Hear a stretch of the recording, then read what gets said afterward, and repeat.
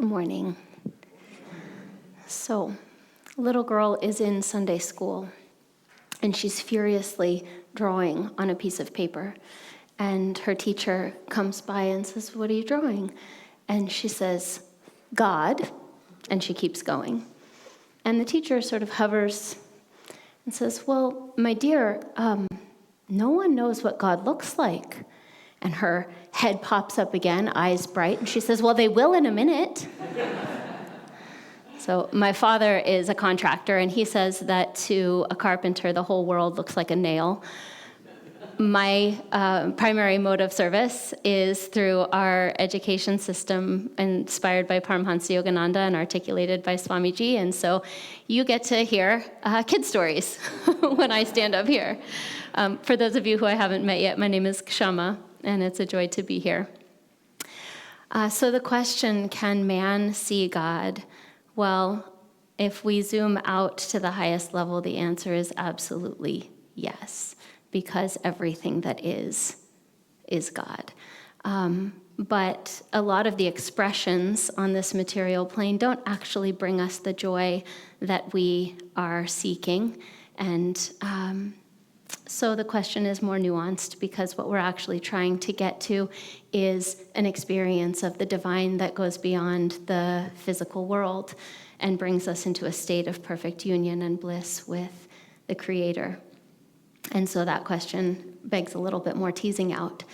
But beautifully, we've been given a roadmap through the teachings of Sanatana Dharma of how to work with ourselves to transform our own consciousness and to bring ourselves into a relationship with Spirit through the guidance and support of the Guru that will draw the grace to help us transcend and to have the experiences that were described in the reading of perfect awakening. There's a story, and I've heard it told in different ways, about a farmer. And he, in some versions of this, I've heard he's a farmer in Maine. I've also heard him be a farmer in India and in the Midwest and in Italy. So it doesn't really matter, but he's a farmer. And he's working in his field when one day someone drives up and they're lost. They're out in the middle of agriculture and they're trying to find their way, and they need guidance.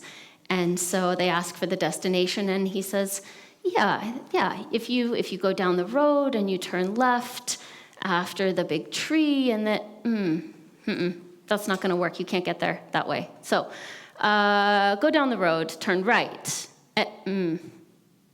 No. I don't think you can get there from here.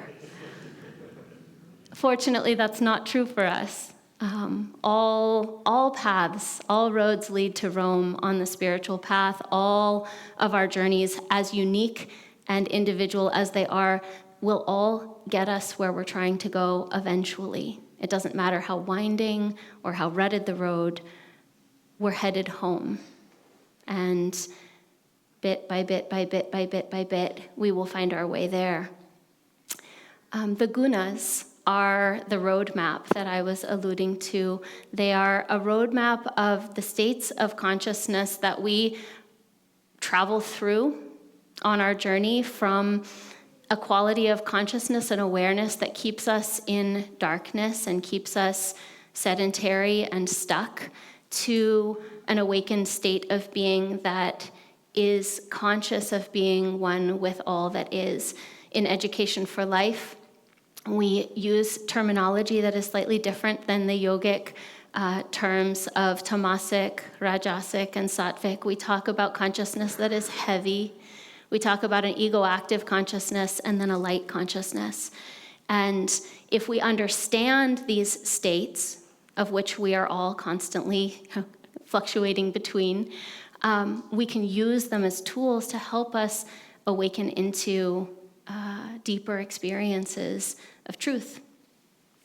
So heavy energy, or tamasic energy, is the kind of karmic patterns that all of us on some level are probably still working with, that keep us stuck or fixed. You can think of it as, in scientific terms, as fixed matter, or a block of ice that is unmoving, it's inflexible, and it has very low energy content. And so we have to know how to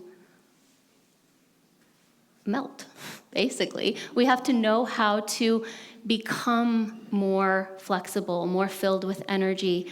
And so, again, I work with young people. I used to teach elementary school. I now get to work with teenagers. And we work with students and we work with ourselves in trying to elevate, to awaken, to lift up energy when it's stuck. And maybe you can just do a quick scan in your life for those places where you have resistance, or a tendency to be unmoving, but not in the sense of unmoving to high principles, but just resistant. I don't want to, I don't have the energy, I can't quite get there. And so there's no possibility of going from that place into an awakened and illumined divine experience, because our energy is contracted and blocked and stuck. And so first, as we're working with ourselves, we have to discover how to get our energy moving. How do we do that? Well, for many of us and for people in the world, it comes through a natural and gradual process, and it's described in the Bhagavad Gita as a process like a fetus enclosed in a womb, and we simply require time for maturation until we're ready to emerge from that state. But it also requires starting to cultivate energy, starting to move, starting to put out effort. And usually we're motivated in the aspects of our life where this is our reality, by a desire to avoid pain. I don't want the consequence of not taking action, so therefore I will act, I will move, I will put out a little bit of energy just to avoid whatever it might be.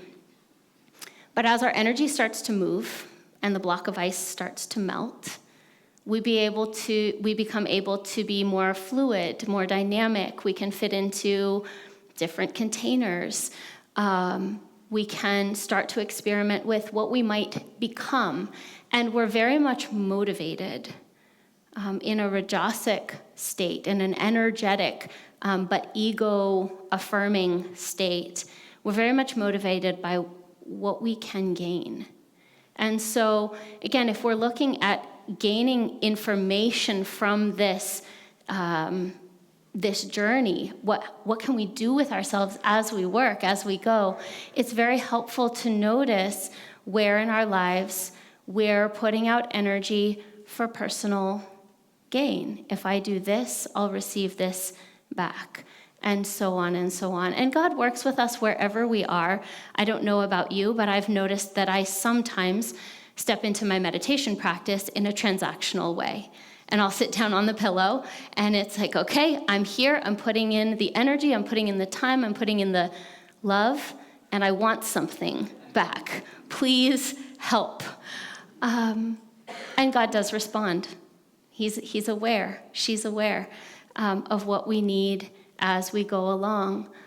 But at some point, that kind of transactional relationship, whether it's on the meditation pillow or in a career or in a relationship, I'm giving you this, I want this in return, it starts to stagnate also. It's no longer fulfilling on the highest level that we're seeking. And so we start to experiment further. And again, we're working with fluidity and movement, and we start to maybe give a little bit with the spirit of generosity or servicefulness.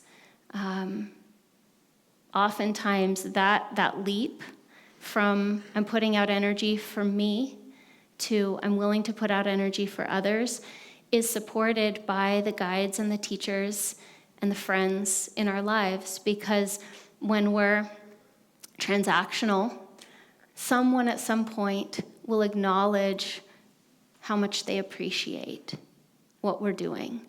And when that feedback starts to come, there's no external reward.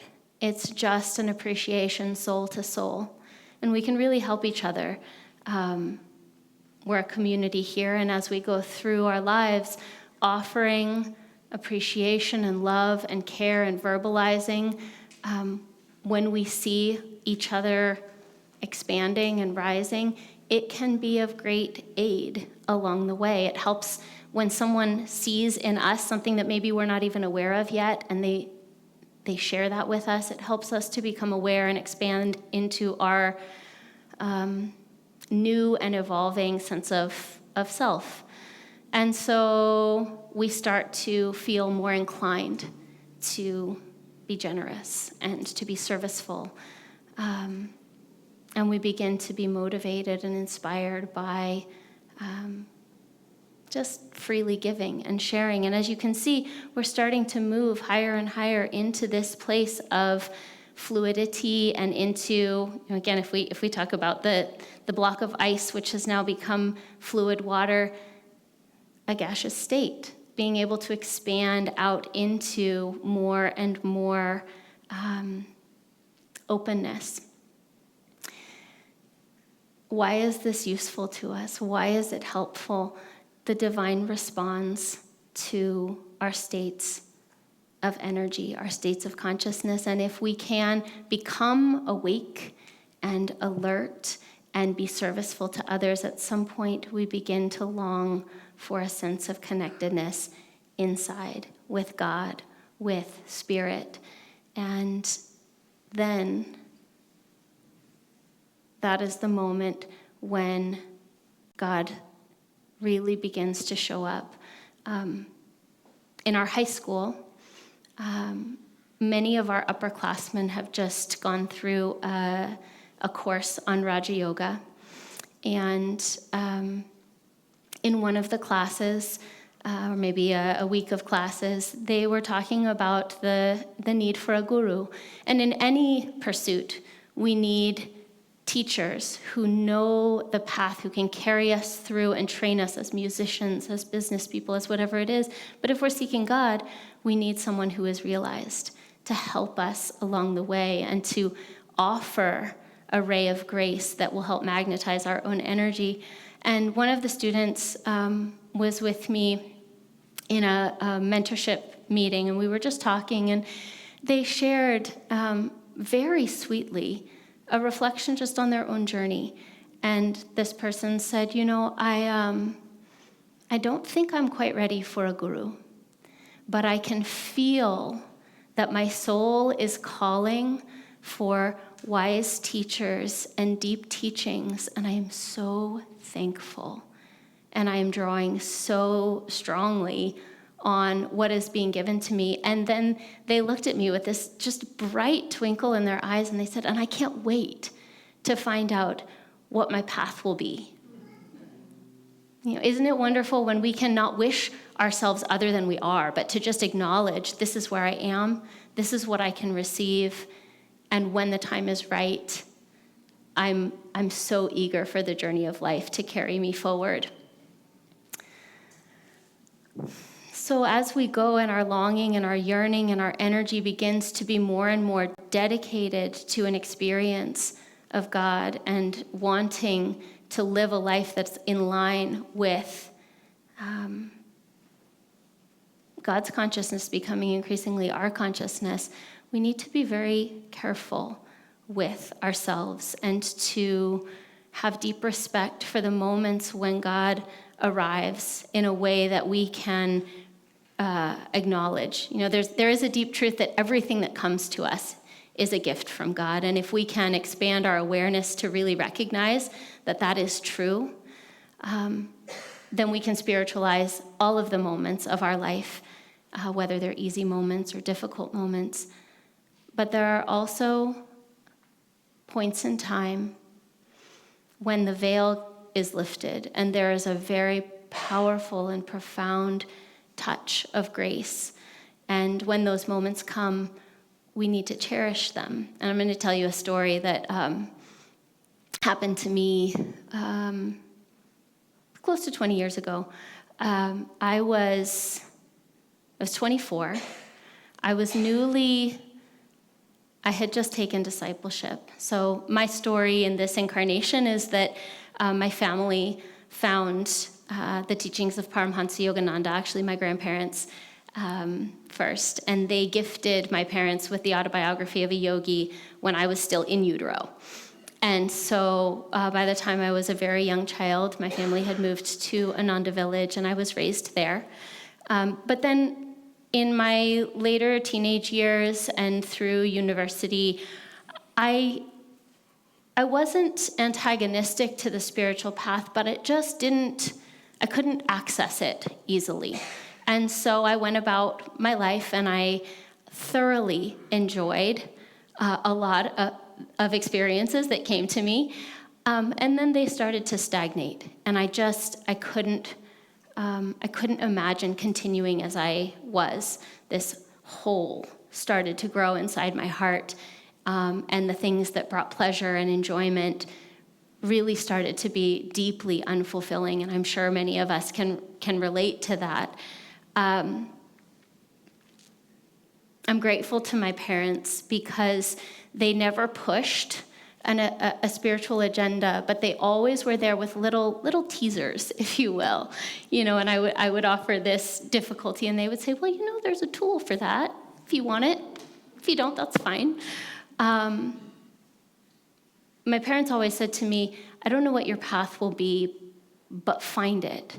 And when you find it, follow it steadfastly. And so when I was in my early 20s and I started to feel this sense of emptiness, I began sneaking. I lived in Sacramento at the time. There's an Ananda center there. I began sneaking into kirtans. And I would arrive after they started, and I would leave before they ended.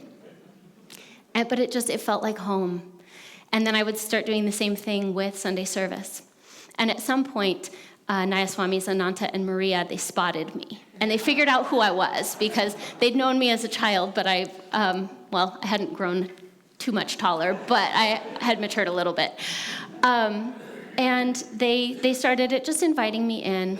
And that grew to an invitation to join a pilgrimage to India. And while I was there, it just became so overwhelmingly obvious that Yogananda was my guru and that this was my path. And so when I returned home, I had taken discipleship while I was traveling. And then when I returned home, it was all out of order. I started with you should learn to meditate. Why don't you start there? And in a class on Om, the Om technique of meditation, if any of you are interested in learning about the meditation teachings that are offered here at Ananda, you can speak with one of the ministers. But during the very first class on Om, for whatever reason, I was gifted with an experience. And I think Master knew that I needed to be hooked, because I don't know if I could have stuck with it without this.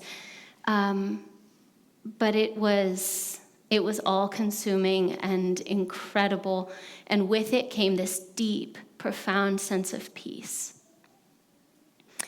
And I'm telling you this as a cautionary tale because I left that class and I was still in the experience, and I crossed the parking lot, got in the car, started driving home, and as I entered the freeway, my habits kicked in and my hand flew up and pushed the button of the radio, and it disappeared. It was gone. And I clicked it off, and it was still gone. So as we go through our lives and as we dedicate ourselves to our practices, when those moments of grace touch us, cherish them, hold on to them, and nurture them. And then be gentle with yourself. If you turn on the radio, oops. But when those moments happen, also we know that it's there waiting for us. And yes, we can see God. God is all around us always. The question is, can we discipline ourselves and open our hearts in devotion enough, steadily, without asking for anything in exchange, just offering? And then when those moments of grace arrive, can we hold them with gratitude and reverence and offer our love back to Divine Mother? And bit by bit, we will eventually learn to live eternally in those states.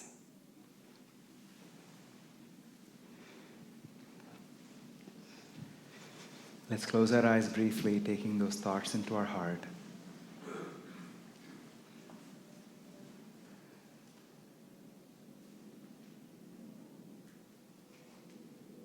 We'll have some music now.